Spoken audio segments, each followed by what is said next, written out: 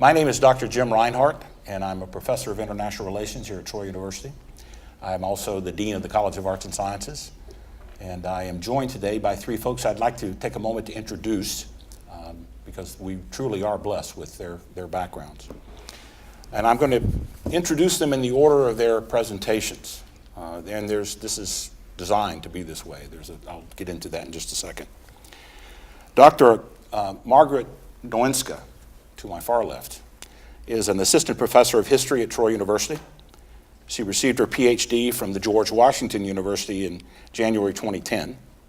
Her dissertation is entitled Poland and the Cold War in East and Southeast Asia, 1949 to 1965. She has an MA in International Affairs from the Elliott School of International Affairs and a BA in International Politics and Economics from Middlebury College up in Vermont. She is a Fulbright scholar, and she's a Boren Fellow, which sounds interesting when you say that real fast. It sounds like a boring fellow. David Boren is a former U.S. Senator from Oklahoma and now president of the University of Oklahoma, and has established the fellowships which she was part of. She's published as well as presented her research in the United States and around the world.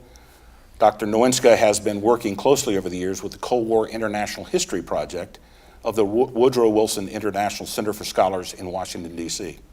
by translating archival documents and partaking in international workshops and conferences organized by that organization. She's traveled extensively throughout East and Southeast Asia, including Japan, China, Korea, and Vietnam, for both research and pleasure. She's also spent much time traveling in Europe, especially Eastern Europe and in Russia. She speaks Polish, Russian, Japanese, and Spanish. She is currently working on revising her dissertation into two books, one on Poland's peacekeeping efforts during the Vietnam War, and another on Sino-Polish relations during the Cold War, with a specific focus on the role of the Sino-Soviet split and the U.S.-China opening. Dr. Nowinska will be focusing her comments today, and she will go first for a good reason. She'll be focusing on sort of the backdrop here, the context. We can't study anything in history or in international relations without providing an appropriate context, and that's her role today. The history of the Cold War is a complex one, and it's not completely been written as yet. We don't know what the final answers are, but she will be providing that because what we're dealing with, the topic at hand here, is very much related to Cold War activities over the past half century. Dr. Jamie Todhunter is an assistant professor of political science here at Troy University. His research focuses on how domestic politics influences conflict and conflict resolution processes. His work has been published in International Negotiation, which is a journal, and he is currently working on several projects related to the intersection of U.S. domestic politics and conflict resolution. He holds a PhD in political science from the University of Tennessee. Dr. Todhunter will be focusing today on the American perspective of these issues, which is quite interesting. Should we even have a perspective on these issues? I believe they should, but there are a lot of Americans who probably don't. And he will be providing a U.S. Look at these events. On my right is Dr. Michael Slobodchikov. Michael has published two books on Russian relations with post-Soviet states. His first book was Strategic Cooperation, Overcoming the Barriers of Global Anarchy, which was published in 2013. His current book, entitled Building Hegemonic Order, Russia's Way, let me say that again, Building Hegemonic Order, Russia's Way, Rules, Stability, and Predictability in the Post-Soviet Space, is currently in press and about to come out. He's also published peer-reviewed articles in the Journal of International Relations and Development, the International Area Studies Review, the Journal on Ethnic Politics and Minority Issues in Europe, and Studies of Changing Societies. He is also the editor of the Russian, Eurasian, and Eastern European book series through Lexington Books. Dr. Slobodchikov specializes in relations between Russia and the former Soviet states, international conflict and peace, and comparative politics. He is a regular contributor to Russia Direct, the Russian International Affairs Council, and has often served as an analyst on Russian relations with Ukraine for BBC World News. He has also served as an analyst on Russian relations with the United States for Voice of Russia Radio. His role today is to provide us with the Russian perspective of these events. So I think we have a wonderful package, and each of our discussants will be talking for about 15 to 20 minutes. Once we get that done, we're going to open it up to you and allow you to respond to their comments in any candid and civil way that you choose. So let's get started. Dr. Doinska. Yes. Can everyone hear me? Excellent, because I cannot hear myself. I kind of can, but it's the first time I'm actually wearing this kind of piece, so it's very exciting. Thank you, Dr. Rinehart, for this very kind introduction, and I would like to thank Michael for putting this panel together, and I would like to thank Jamie for participating, and especially Dr. Rinehart for moderating this panel and taking the time out of his very busy schedule. And I'm very pleased to see that it's a very interdisciplinary panel, because I'm a historian, we have political scientists, and this dialogue does not happen as often as it probably should. So I'm here to provide, as Dr. Rinehart mentioned, some context, but I'm also here to offer my 2 cents to this very controversial and very difficult international, or what could be an international incident. The origins of the Cold War, as some of you know, some of you may not know, began in the mid-1940s after World War II, and they're still debated. They're still debated to this day, but overall, after 70 years or so, scholars agree, and they really are coming to a consensus finally, that the Soviet Union and the United States engaged in an almost half a century of competition that was caused by misperceptions of each other's actions and policies, and that we'll be talking about misperceptions here in this panel. The Cold War was an intense political, military, economic, and cultural rivalry between the United States and the Soviet Union, the two superpowers, for influence in the world. These two countries, the United States and the Soviet Union, offered two competing visions of modernity. One of them, the United States, offered the idea of modernity based on capitalist democracy. The Soviet Union offered the idea of modernity based on communism. What made this competition extremely dangerous was the presence of nuclear weapons and thermonuclear weapons. And in fact, this prospect of global thermonuclear war made this superpower competition extremely dangerous, and at times it really put the world on the brink of a nuclear war, and it was none other than the Cuban Missile Crisis, very close to the United States. What is really important for us to understand is that the United States and the Soviet Union never went into a direct conflict with each other. They never engaged in a direct conflict with each other, and hence the Cold War. However, they competed all around the world through proxy wars in Vietnam, the Vietnam War, in Korea, in the Korean War, and that also drew regional powers like China and also like Japan into those conflicts. The Americans and the Soviets also competed very feverishly in Latin America and also in the Middle East by engaging in covert operations, toppling governments, sometimes very popularly elected governments. So that competition was also through other proxy kind of powers.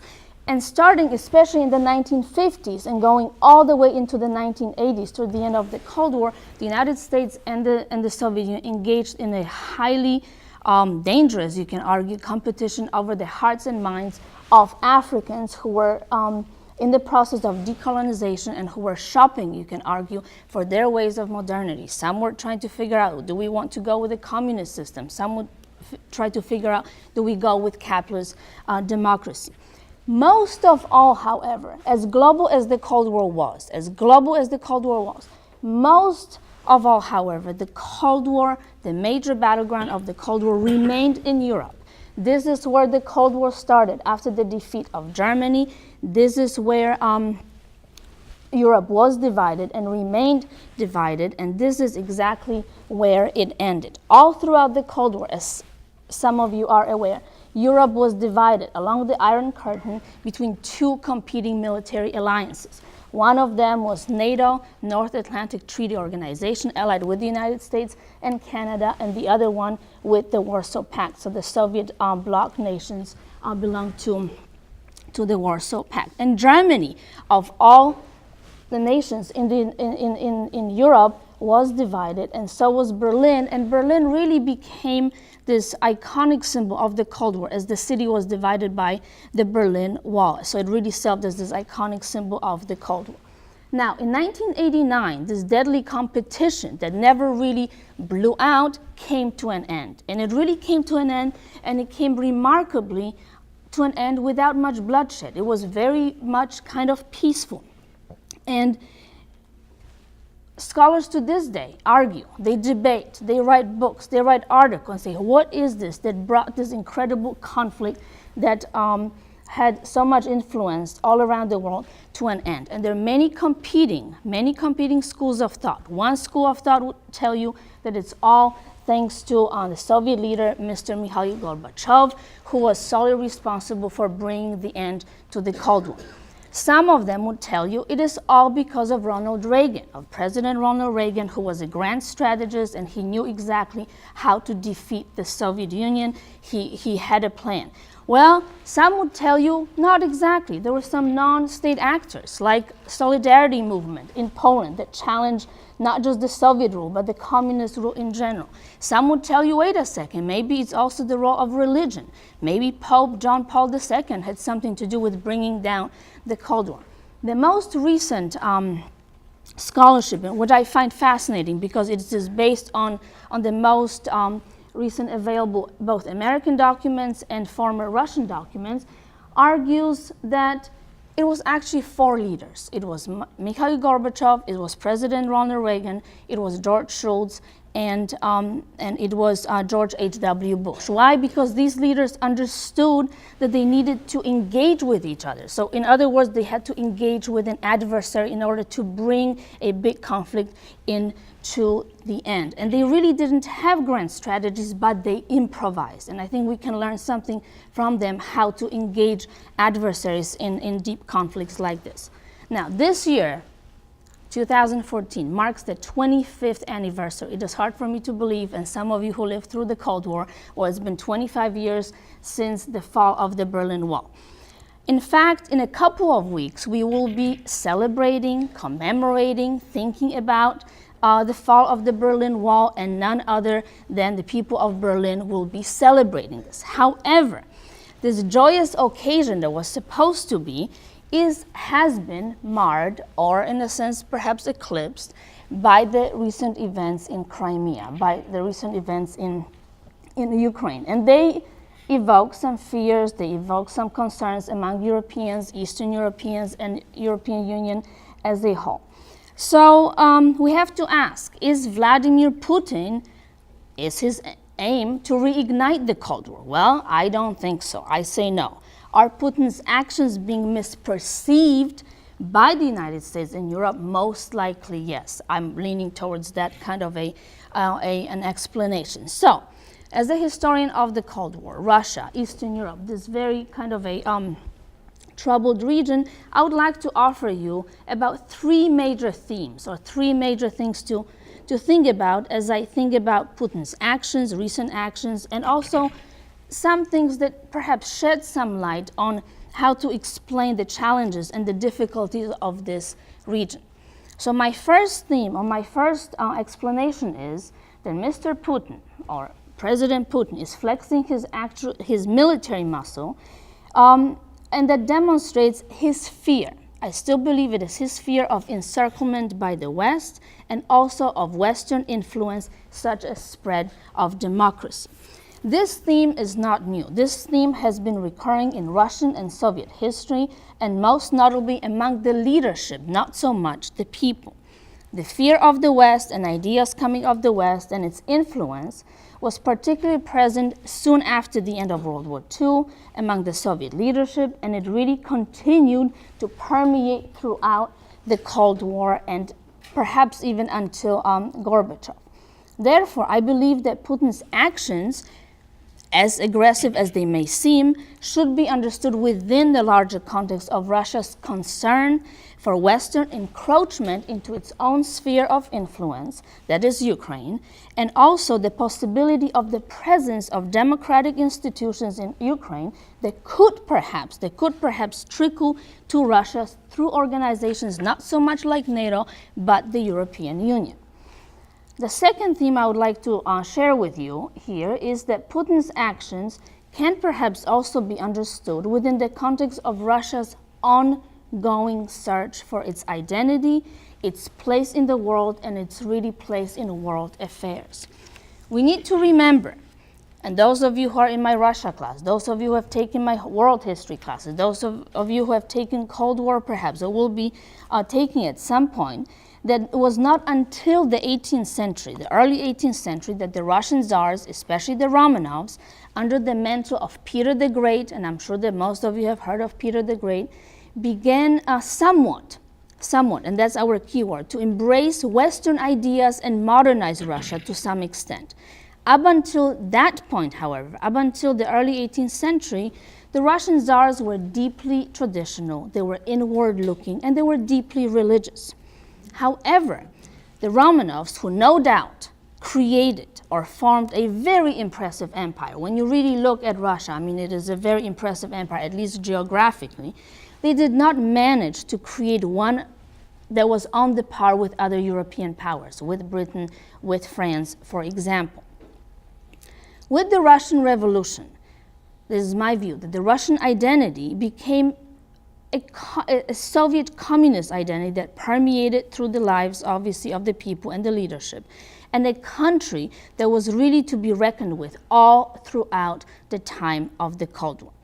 That type of identity, however, and I argue, was shattered. It was really shattered with the fall of the Soviet Union in 1991. So the Cold War ended in 1989, but the Soviet Union lasted for about 2 more years. But that identity, that Soviet communist identity, really was shattered with the fall of the Soviet Union in 1991, and the collapse of the communist system, and also the loss of prestige. It was loss of the prestige of the Soviet Union around the world. Now, what Putin seems to be doing, to me, via all of the actions that we have seen him do recently, is to reclaim that status. He's trying to reclaim the status of a power that commands respect around the world and around other nations. He is doing this, however, with hard power, with flexing his military muscle. He is not doing this with using what we refer to as soft power, through exports of Russian culture, music, literature, and many great things that Russia actually has to offer, but he is really resorting to using and relying on things like oil and gas reserves and combining that with military pressure. My final theme to leave you guys with is that I believe that recent events in the annexation of Crimea by Russia that really instigated the Ukrainian crisis show us a lot of the dilemmas and challenges that the former Soviet bloc nations have had and are still dealing with, and the dilemmas of policies toward Russia. As some of you may be aware, the region of what used to be the former Soviet bloc was called Eastern Europe, or former Eastern Europe, and now it is called East Central Europe.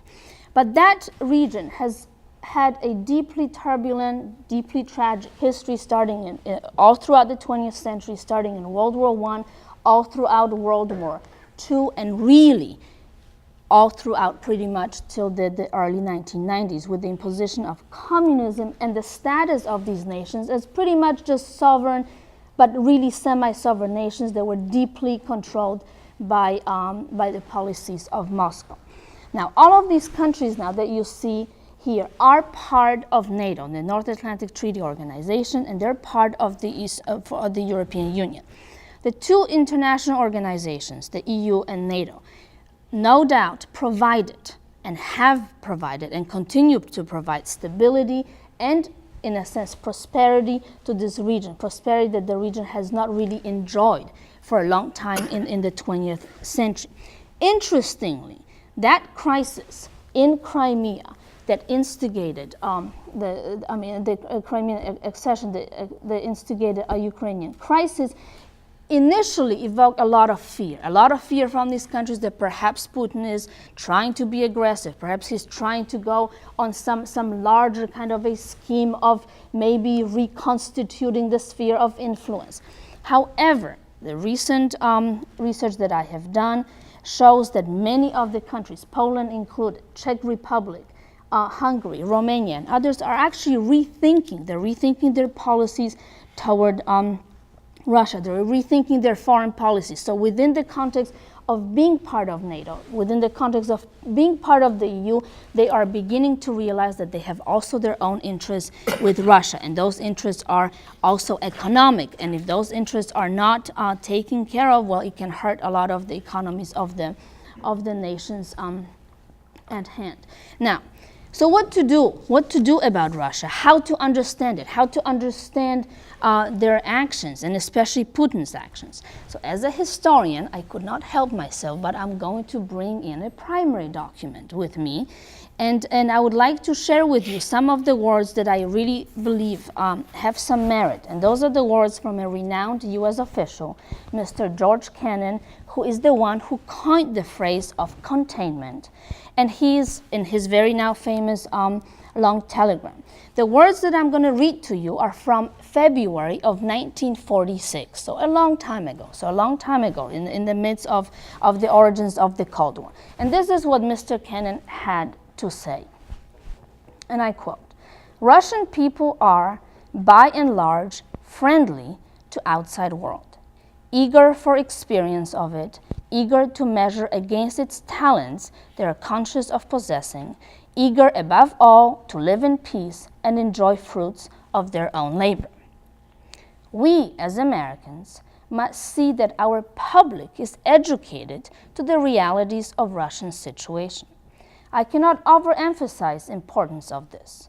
Press cannot do this alone. It must be done mainly by government, which is necessarily more experienced and better informed on practical problems involved." So this is the cry out to the policymakers.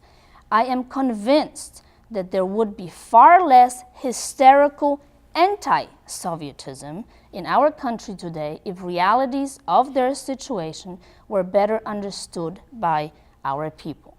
And there's nothing as dangerous or as terrifying as the unknown." Thank you, and I welcome you to ask questions following our presentations. Thank you. Thank you, Mark. Dr. Dada.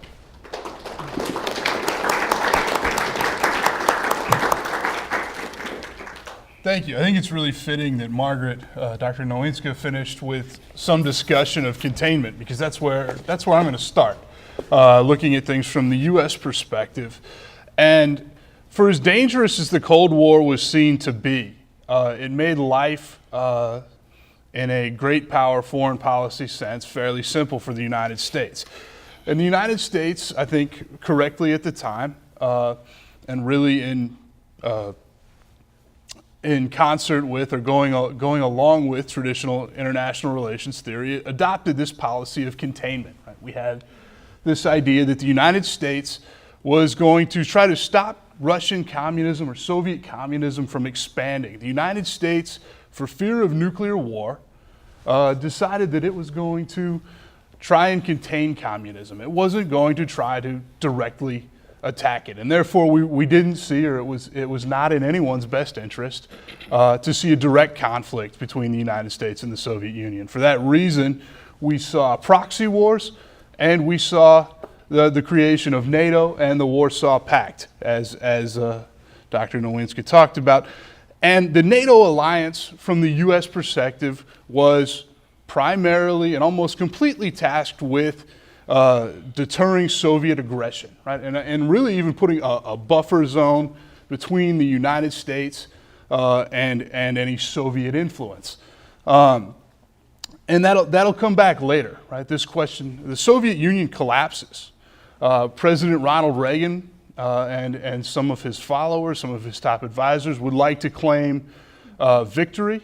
They oftentimes say, well, it was the rearmament in the 80s, right? We had détente, which happened starting with Nixon, but the Soviet invasion of Afghanistan ended détente, and the Cold War started again. And that really became an economic war, right? It was no longer a war of ideology. It was really about who could last longer, and capitalism could far outlast communism. In my opinion, Reagan probably can't claim victory. He probably didn't cause the end of the Cold War. He may have brought it around a few years sooner. But the difficult thing with this situation and this history is that while the Soviet Union was a threat, it created a lot of stability. It made foreign policy really pretty easy. And it made the U.S. role in foreign policy very clear, right? The Soviets were the major threat. Well, the Soviet Union collapsed. It's still right? Its remnants are still there, but the question really becomes, well, what is next? And we see in the 1990s really two visions from George H.W. Bush and Bill Clinton that have different visions for a post-Cold War order, right? On one hand, there's this idea, right, and both of them share this in their own way in both of their policies, that history was over, right? And there's a famous article that's oft quoted and misquoted saying that democratic Western capitalism had won the day, and that was the end of history. I think that's one dead wrong, as we've seen empirically. But what does the United States do? Right? There were two competing schools. On one hand, there was this idea that the United States should return to isolationism, and it was really this clear lack of world annihilation, really this lack of a threat that was so massive as the Soviet Union would really lead to U.S. declinism. The United States had no reason and really no interest in being as important of a country as it had been for the second half of the 20th century. There was also an internationalist vision, right? And this was the vision largely that was accepted and that was taken, right? There was this assertion that the United States was going to lead from the top. It was going to become an international player, or it was an international player, but it was going to expand. And it was no longer bounded by this policy of containment, this fear that the Soviet Union direct expansion was a security threat. And so with no major threats, perhaps the United States could focus on domestic issues.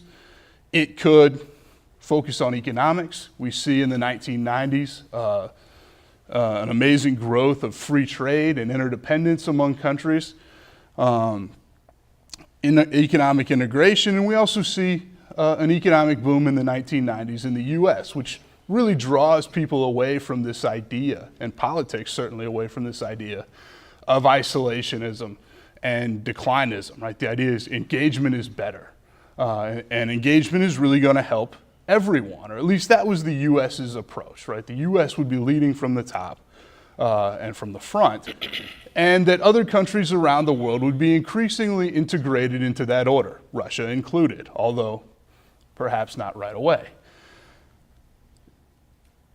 Additionally, you see things like borderless threats, right? Terrorism, environmental concerns,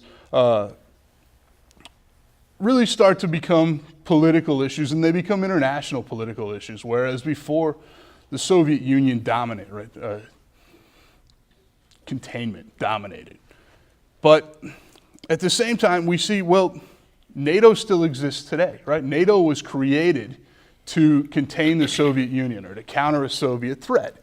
And so traditional realists might suggest that the United States is making itself weaker by having NATO still exist, by still participating in NATO. And I think a better explanation of what NATO does and why it still exists is that alliances are not really simply about capability aggregation. It's not about integrating your army and your military into ours to make it bigger or to provide a buffer zone geopolitically. It's about expanding influence. And the United States is extending its security umbrella in order to be able to extend its influence economically and politically. And interestingly, we're starting to see, we saw a peaceful disintegration of the Soviet Union. That was something that George Bush, the older George Bush, oversaw. And there's this expansion of NATO, right? We start to see NATO expanding. We have the end of the Cold War. And NATO, which was primarily a North American and Western European institution, with perhaps the exception of Turkey and Greece, starts to expand, right? In 1990, you see East Germany unify with West Germany to create Germany. We have the expansion in 1999, countries that to a large extent did not benefit from the Soviet system, starting to applying to be part of NATO really right after the collapse of the Soviet Union and then ultimately being integrated. Then we see the Baltic states in 2004, Romania, Bulgaria, Slovenia, and Slovakia, and most recently Croatia and Albania. And the expansion of the European Union has happened perhaps a little more slowly and perhaps with a little more scrutiny of some of these countries. And what I think we're starting to see here is Russia, as Dr. Nowinska mentioned, is starting to see some encroachment, right? NATO and Western influence, especially military security influence, is starting to really come close to the borders of the former Soviet Union, right? It's well into the Soviet bloc at this point, but the former Soviet Union itself and those republics. So from the American perspective, this is happening because the Americans largely think, well, we won. An integration of the former Soviet Union, and perhaps even ultimately Russia, is something that's perhaps a foregone conclusion, but something that's going to happen perhaps slowly over time. I think Dr. Slobodchikov is going to tell you that there's a considerably different narrative in Russia. And so my last point that I'll bring up is looking at the present. In other words, why do we see this happening now, given that it's been perhaps brewing or was even seen as dormant for 20-some years, and 25 years later it's starting to potentially rear its head? Well, one thing that's happened is the United States has had to show its geopolitical hand and its military hand, so to speak. You have currently a war-weary public in the United States and clear demonstrations of the limit of the use of its military force and generally a lack of resolve to intervene, especially after spending the better part of a decade and a half in conflict. One of the early ideas that came out of the post-Cold War order was probably best characterized by George H.W. Bush when he spoke at West Point, that really the use of force going forward, the use of military force was going to be limited. And limited force, I quote, where the potential benefits justify the sacrifice. In other words, that the use of force was now a political issue that had to be sold to the U.S. public. It had to be justifiable on a case-by-case basis. It wasn't this idea that the Soviet Union is there, it's going to be there, and we're going to have to deal with it. And I think you can really see now, right, why things are happening now through the idea of international relations as a bargaining process. The United States, in engaging in Iraq while losing some public support. One of the things about democracies is democracies are very good at making threats in some cases. And democratic institutions very much hamstring democratic leaders in other situations, because you have public opinion, and public opinion is transparent and it matters. So the United States has clearly demonstrated to a potential rival or another emerging power that it lacks the resolve and perhaps the capabilities, perhaps the military capabilities to intervene, right? In other words, to use its military to stop this. And I think this is backed up by the approach of using such institutions like economic sanctions, and really very limited, very targeted economic sanctions that don't have a great deal of teeth. That demonstrates that there is really limited resolve, and perhaps intervention in the Ukraine is not something that the United States public is politically willing to support. And so while we see this happening, there are a couple buttressing factors. You see the international leadership in the West is fragmented. We see traditional allies like Germany and France not supporting U.S. foreign policy, at least not carte blanche, in the invasion of Iraq. So perhaps, right, there's some weakness in NATO. We also see problems in Europe, right? Economic problems, fragmentation with bailouts, and what are seen as really domestic issues in a European perspective. And really limited national interests in the Ukraine. It's not clear what it is that the United States gets out of some kind of intervention. And so I think that's why you see this happening now, on top of perhaps some domestic issues in Ukraine that Michael will talk about in a minute.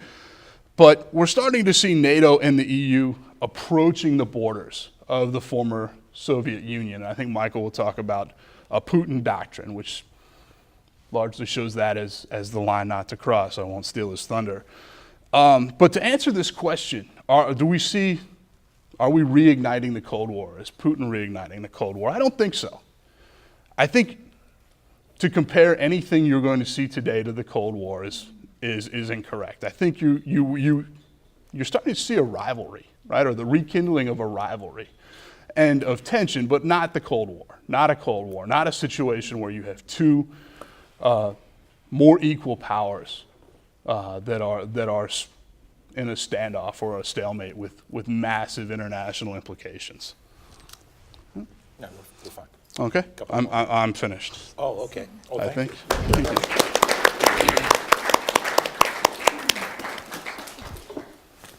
Does he watch golf? Well, I feel very blessed to be working with such colleagues at Troy University that are able to share their insights and help us all understand what's going on. In fact, Troy is really ahead of the curve at looking at this issue. In fact, Harvard University is only putting together their panel tomorrow. So we're really ahead of the game here. So if I can have the clicker, please. Sorry. That's okay. And I really want to get at, to go from the American perspective and NATO expansion that Dr. Todd Hunter was just talking about, and the context of the Cold War that Dr. Gnowinska was talking about, and to look at what the Russian response really has been and what the Russians have been thinking about this, because we tend to focus on a Western perspective here and not think about what the Russians feel at all. And I would like to start off actually in 1998 with George Kennan again.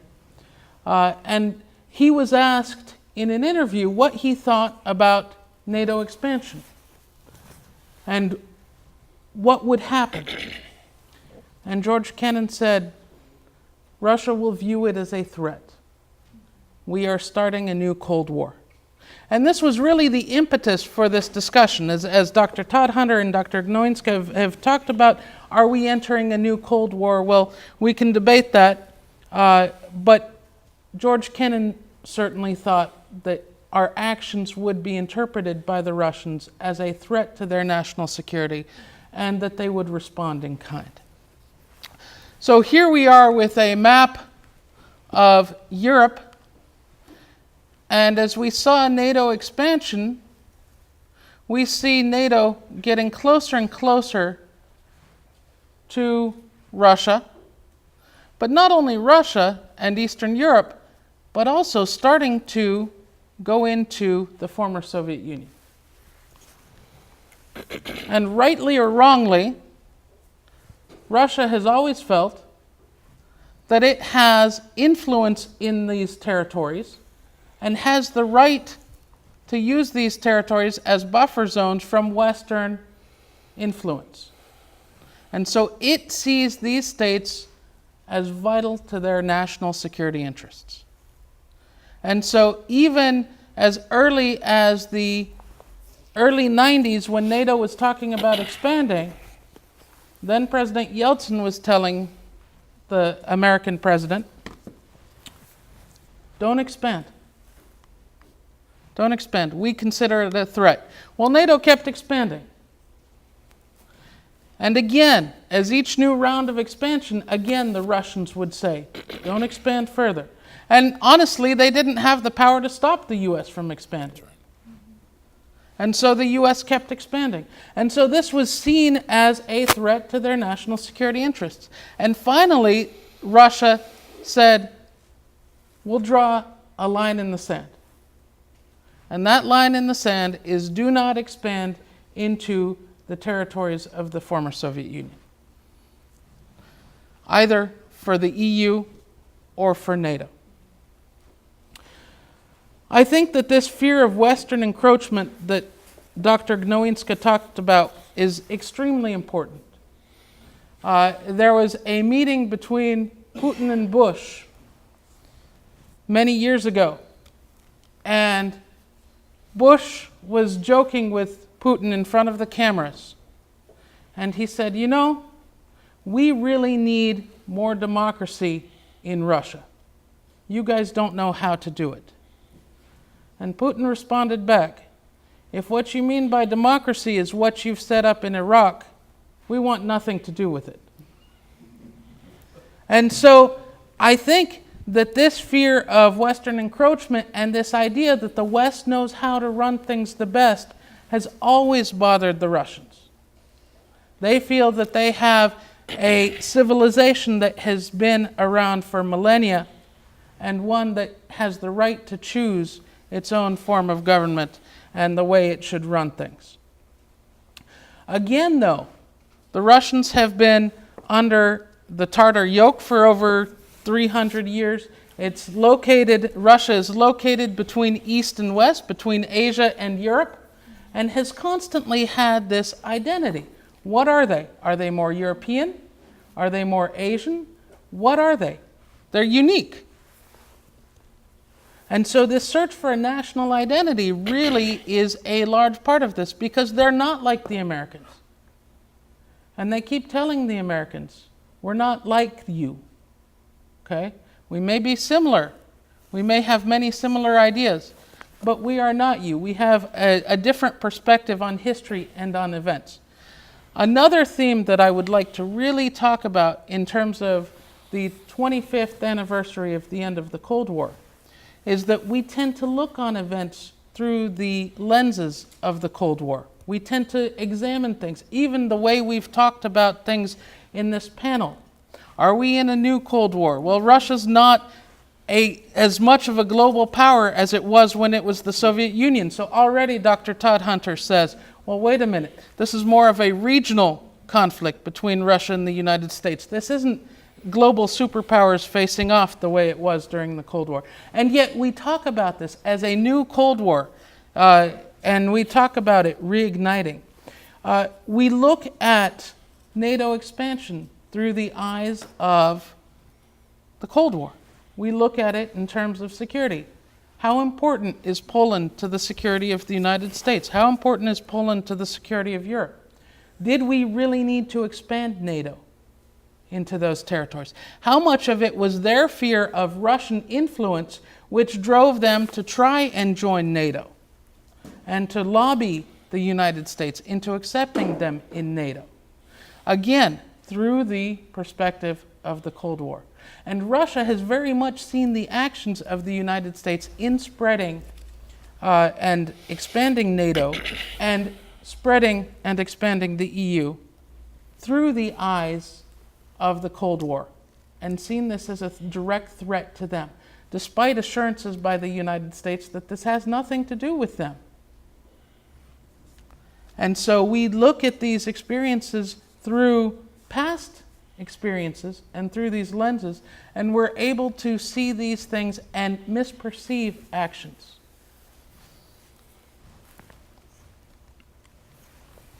And now we move to specifically to Ukraine.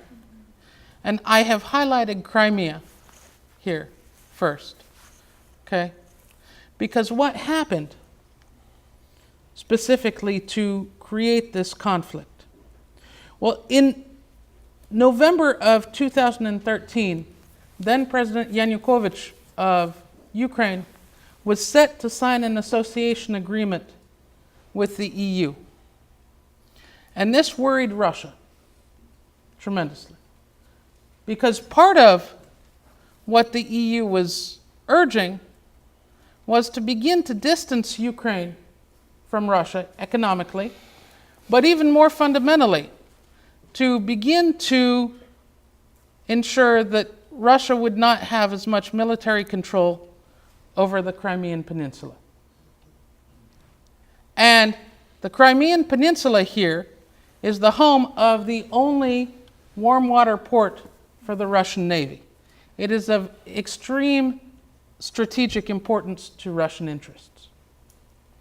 So Russia came to Yanukovych and offered him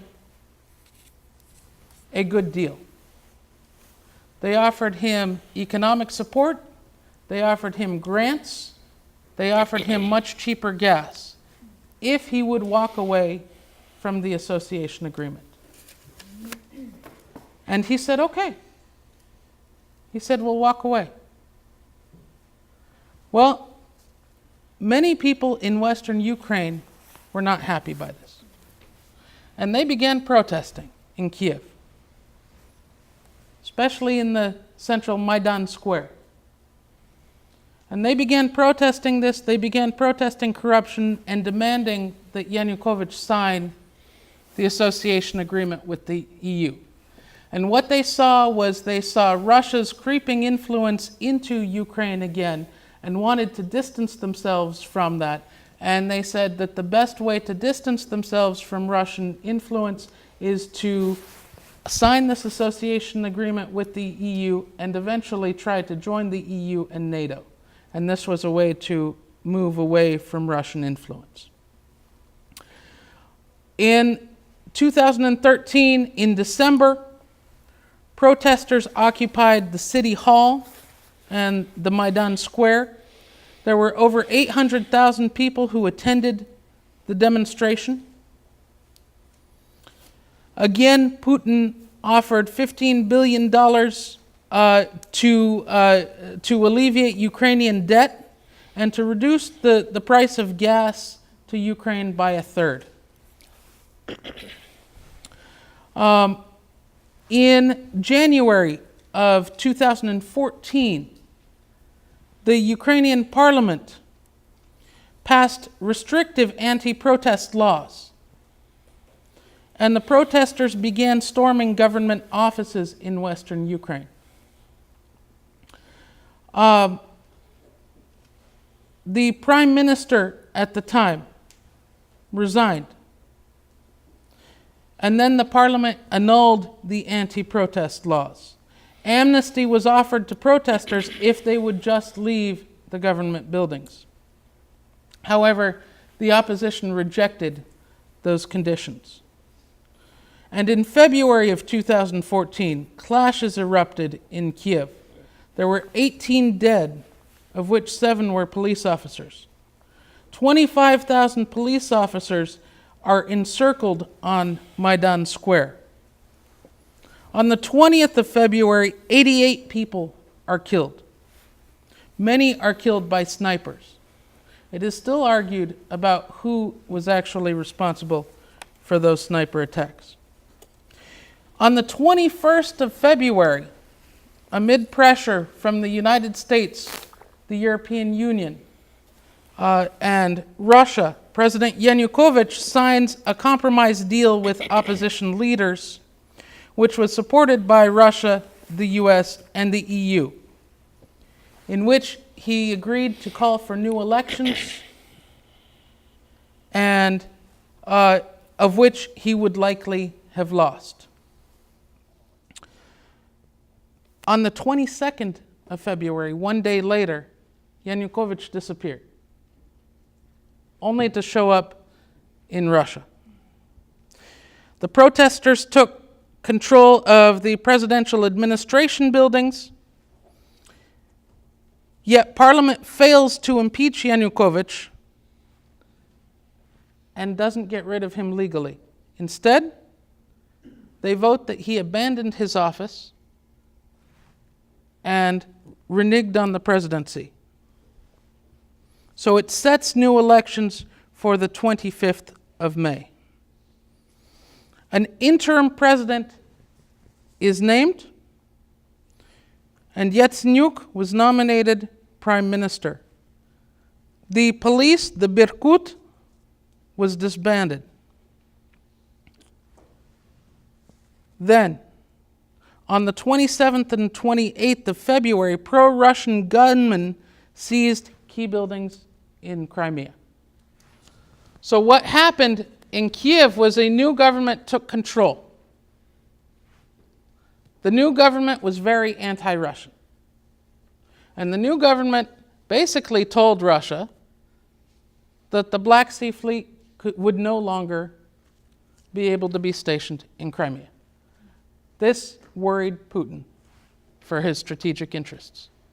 So he sent special forces into Crimea to take control of the area, never sent more forces than he was allowed to by treaty with Ukraine, but basically took over the territory. Crimea then declared a referendum, and it had two options. One was that it could secede from Ukraine and join Russia. The second option was that it could return to an earlier constitution under Ukraine where Crimea had more autonomy. Those were the only two options. There's a third option that should have been on the ballot, and that was to retain the status quo. That option was not on the ballot. The Russians hailed the referendum results as a clear victory and very quickly assimilated Crimea, thus ensuring that it would still have access to the port at Sevastopol in Crimea. It's right over here. Okay.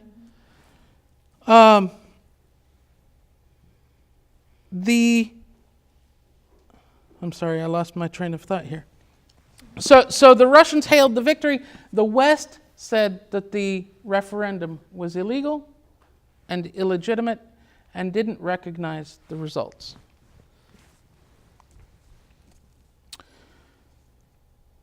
On the 16th of March, the secession referendum was held, and 97% of the voters voted to join Russia.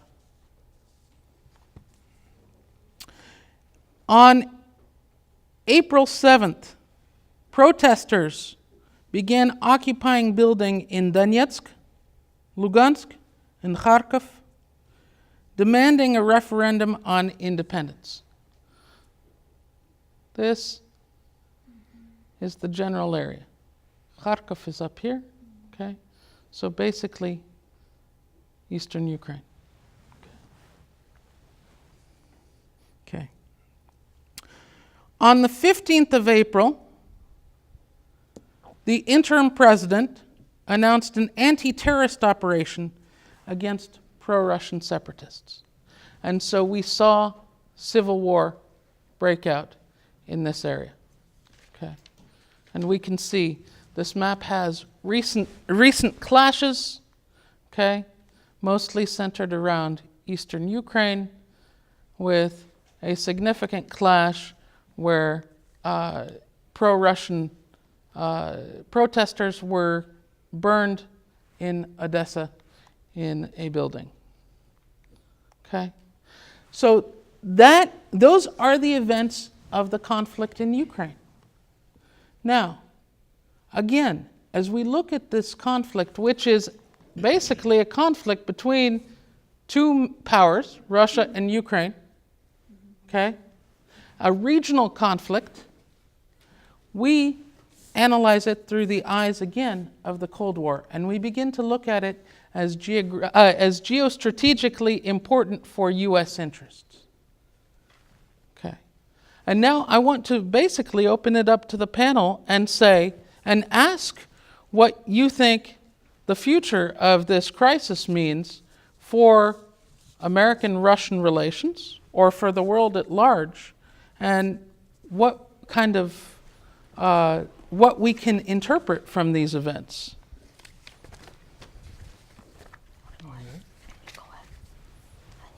Okay, I think my opinion is really that the implication for American-Russian relations is that you're going to see perhaps a lower level stalemate of tension going forward.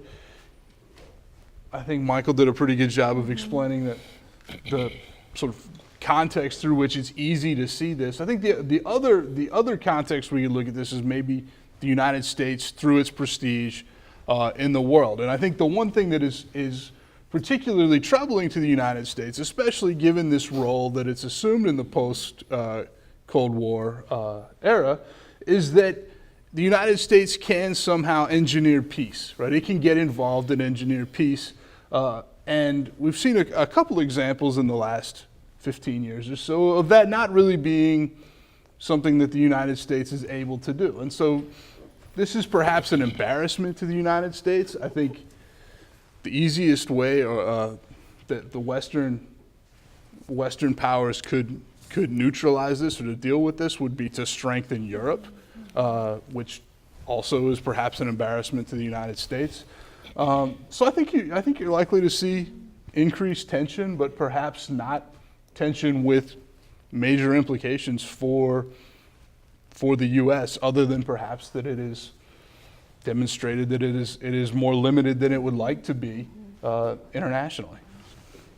Well, I'm glad to see that we all kind of agree, right? So the U.S.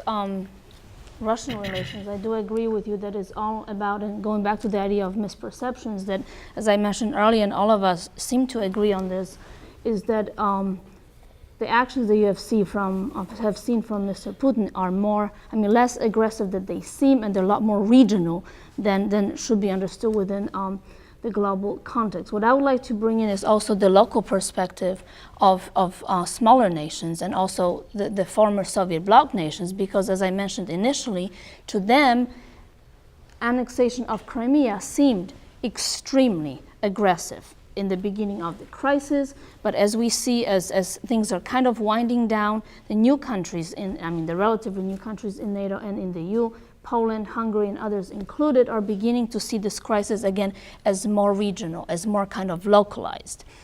And what you see is kind of the step back on especially the Poland side, Hungarian side, that they're not as interested perhaps anymore in bringing Ukraine into the EU and into NATO as they have been. And of course it has to do with, with domestic politics, but you see this kind of shift within their foreign policies, as I mentioned earlier, that they're seeing that there's a reality of Russia, they have their own geostrategic interests, the conflict is localized and regional, and perhaps it is not something that concerns them as directly. So as far as U.S.-Russian relations, I would say that it should be really seen as more of a regional conflict than something that could perhaps blow up. But I do agree that we still view Russia's actions in the Cold War perspective, because Russia from 1945 all the way to 1989 or 1991 was perceived as the nemesis, and whatever Russia does seems to be aggressive. So, one of the difficulties in the early stages of any conflict, especially fights between states, but I think it's true between individuals as well, is the identification of clear lines between who the adversaries really are. And listening to your three presentations, one of the things that struck me here is each of you sort of took a different perspective as to who the adversaries are in this fight. We started out with Dr. Nowinska and her history and context of the Cold War, which was clearly a bipolar battle over a half century between the United States and its allies and the Soviet Union and its allies. And that lingers with us. Yes. That generation is still around, and everyone in this room at some level is a Cold Warrior and remembers that period. Dr. Todd Hunter talked in terms of U.S. interest, presidential administrations, two Bushes particularly, and in Clinton and Reagan. And U.S. could potentially be embarrassed by this if it goes the wrong way. And we have a president right now who's very vulnerable, particularly with respect to foreign policy. If he does even the slightest minor thing, he's going to get bashed for it, especially in an election year, as we know. Dr. Slobodchikov, on the other hand, is talking about the vulnerabilities for Russia. It seems to me Putin has some real vulnerabilities here. The foundation of his political leadership inside of Russia is his clear identification, and he's a very popular guy, as we well know, inside of Russia.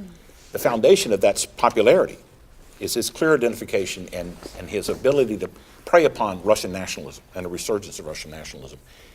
The taking of important military assets in the Crimea, probably the most important military base belonging to Russia, if that were to be taken out and seemingly moving in a European direction, he loses a lot of his base. So he had to act. If he had not acted, he's in a very almost position of jeopardy. So my question is this a conflict? And I'll address it to all three of you because all of you talked about it. Is this a conflict between the United States and Russia? Is this a conflict between Europe and Russia? Or is this a conflict between Ukraine and Russia?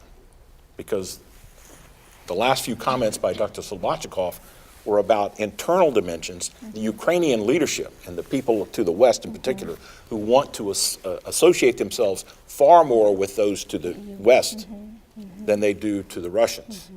The divide here kind of is on this map, it seems to me.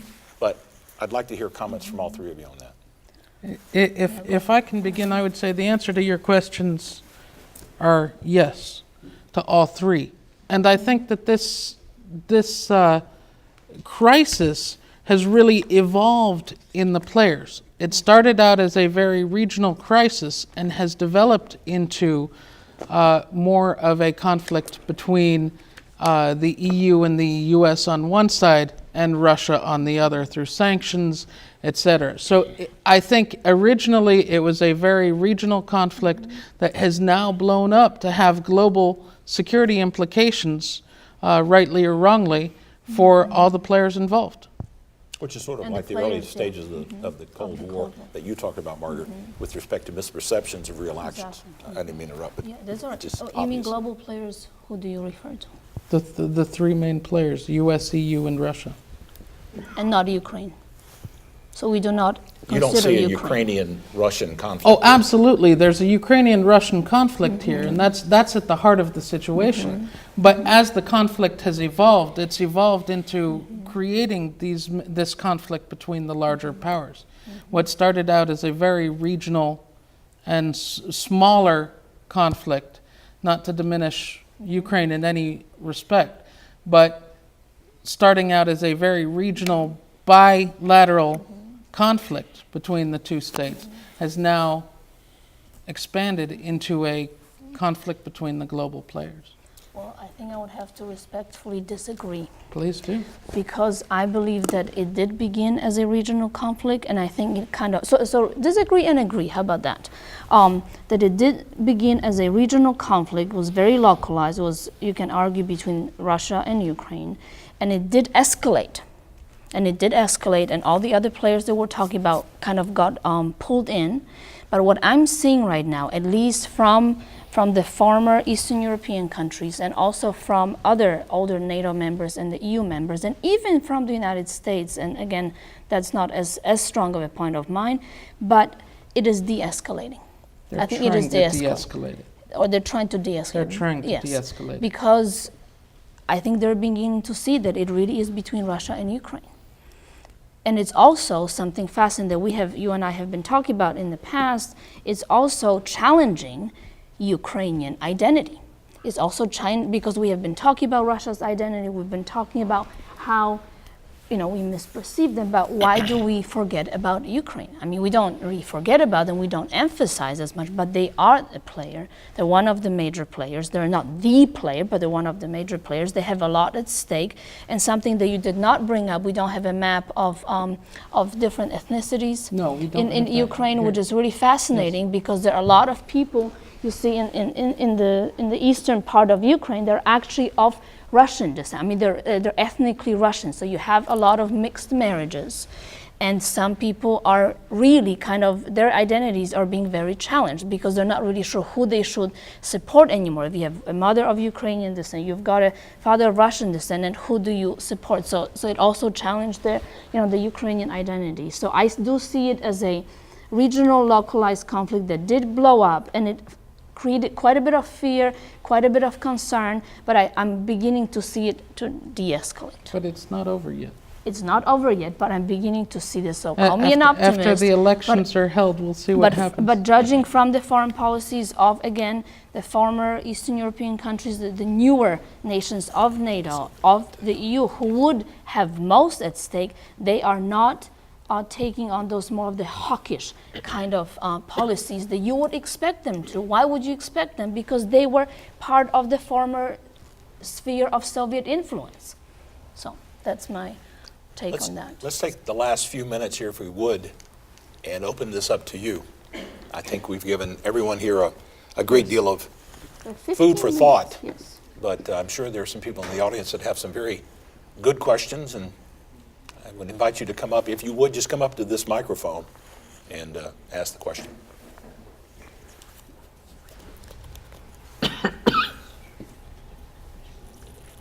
It seems to me that part of what's going on in Ukraine is along the lines of a civil war that relates back to how the Soviet Union and Ukraine were one entity during the 1930s.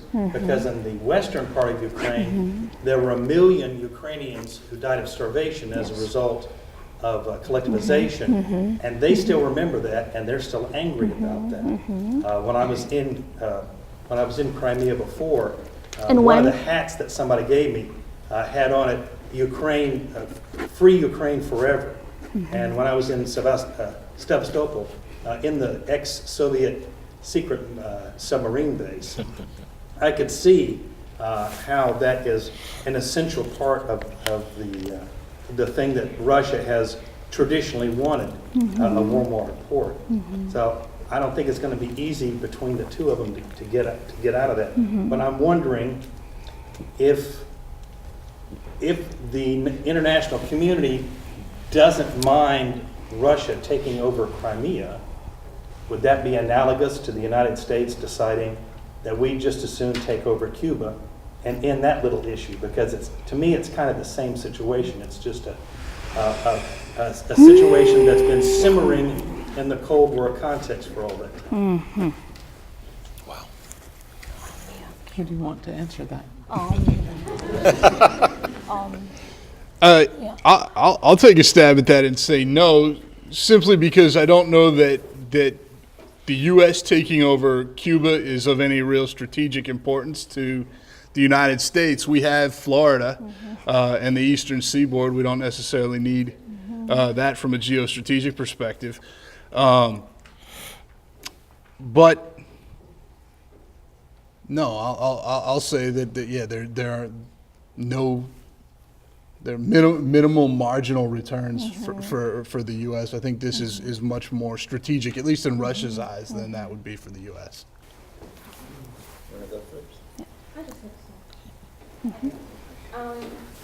I'm just interested, that revolution took place in Kiev, and it wasn't western part, it was like north part, so it's not only about western part. So don't you think that Putin was afraid that people in Russia will raise against him, against his rule? Yeah, like maybe it was the reason why he began to involve into Ukraine, Crimea, so... Yes, I do agree, and it goes back to my earlier comments of this fear of either Western encirclement, of Western institutions, democratic institutions that are brought in not just by NATO but by the European Union. So what, in my view, he is concerned, or if you want to say fearful or afraid of, that trickle, not down, but a trickle up effect to Russia as well. Yeah, so I agree. Question about Crimea. So he didn't agree, Putin, that it was his soldiers in Crimea. He told that it was something. So Ukrainian government, they could say that it's terrorists, we can do something against them. So why? If it's okay in international relations, because he lied literally. And is it okay? Michael, do you want to answer that one? Is it okay to Yeah. annex another part of another country? Is that what you're asking? I mean, he lied. And then Is it okay to lie? He said that. Is it okay to lie in international relations? Yes, it is. Absolutely. If it wasn't okay to lie, we wouldn't have any leaders left. Exactly. It was about another country, not about Russia. It was about Crimea, Ukraine. So he couldn't do this. If I could for a second step back, Yes. I know my two colleagues agreed with you when you said that at the heart of it, it's I do. Putin's fear of democracy and him being taken out. I would say that while that does factor in, I would say that wasn't his main motivator for going into Crimea. Again, I think this was security over the Black Sea Fleet. I think that as this conflict has evolved, though, I think we have seen this fear and Putin can't stand down. He can't relinquish Crimea, because if he does, he will lose all credibility with the Russian people, and more importantly, with the political elites and those who could overthrow him conceivably, especially the remnants of the KGB or the Siloviki, what we call Siloviki. So I think that, but going back to your second question about Putin lying, the events surrounding the takeover of Crimea were a very quick special forces action, and had he admitted Russian involvement in the early stages before the referendum, he wouldn't have been successful in doing it. So it was strategically important for him to lie. Thank you. I think to add to that, it introduces a certain amount of plausible deniability for the international community. I think I'd agree, at least in part, that his actions were largely they're security related, but they're also related to Putin's own political security and longevity. And by introducing a certain level of plausible deniability or covert action, he limited the extent to which the international community or the West could condemn. It's already their mechanisms that they have for intervention are already slow. Perhaps he could slow that down a little more. Jim, do you have a question? In an abstract way,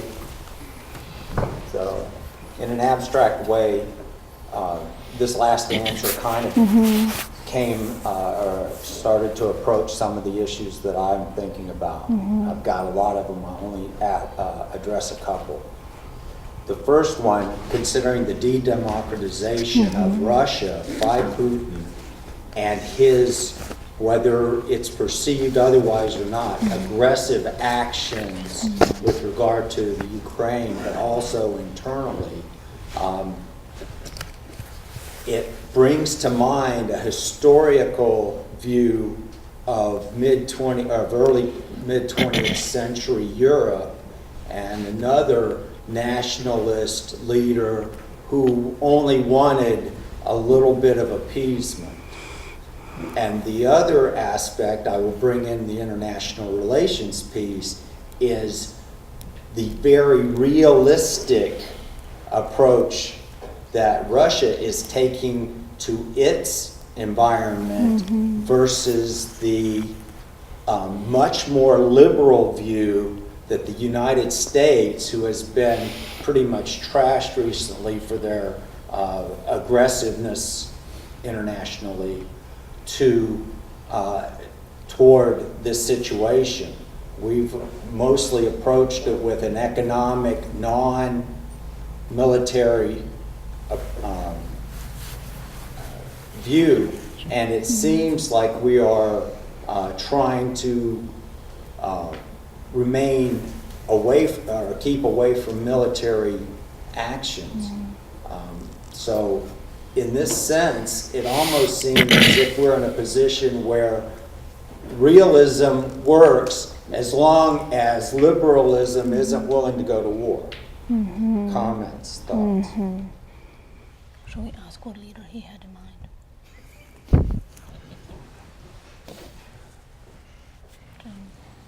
He's talking about Hitler. I know.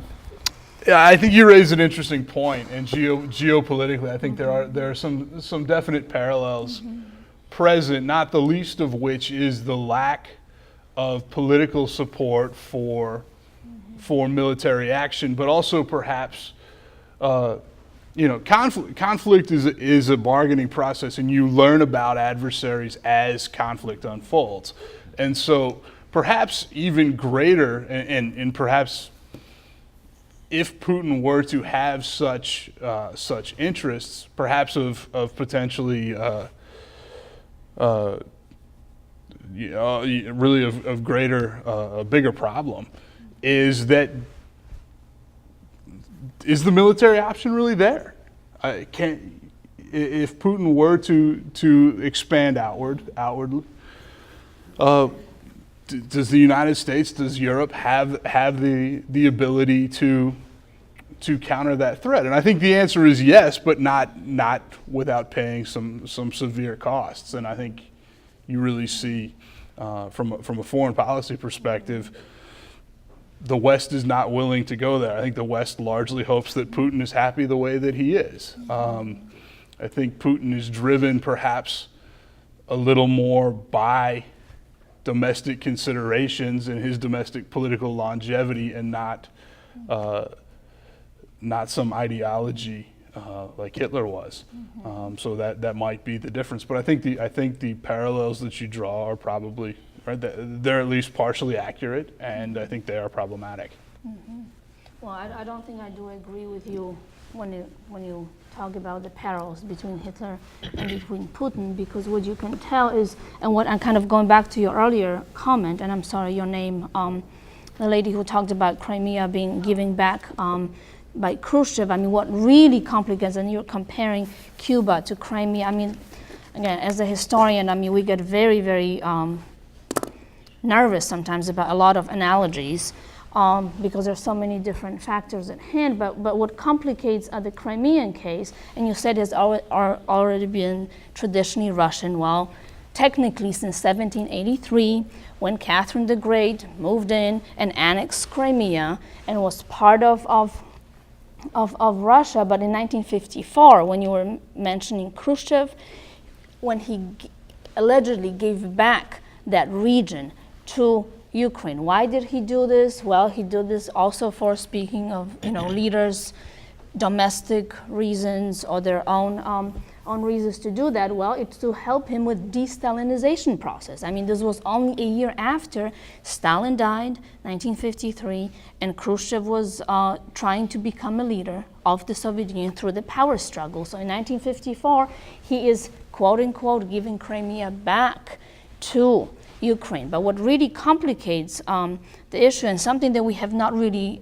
addressed here, maybe we should, is the issue of the Budapest Agreement in 1994. And I'm not sure if you're aware of this, but there was an agreement, and it's very disputed agreement, that following the fall of the Soviet Union, and keep in mind, Ukraine had incredible amount of nuclear weapons. If any of you remember Chernobyl, the explosion of the nuclear plant happened in Ukraine. So what you have is an agreement in 1994 where you have Ukraine willing to give up nuclear weapons for its for respect for its sovereignty. But it was never really signed. It was never really discussed. It was never so. So what really complicates, just going back to your question, what really complicates the Crimea issue? I mean, the statistics I look up, and you can help me here, was 75% Russians living there at the time of annexation. And in the Crimea? Yeah, in very recently, close right? To 80, right. Yeah. So in Putin's mind, I mean, it is territorially a Russian part, and as what you're saying, I mean, it was within this one piece of the Soviet Union, but there was never really anything signed that was given to Ukraine. That's what complicates things in international relations and international treaties, that in Putin's mind, this is part of Russia. So this is my 2 cents here. And that's the last word.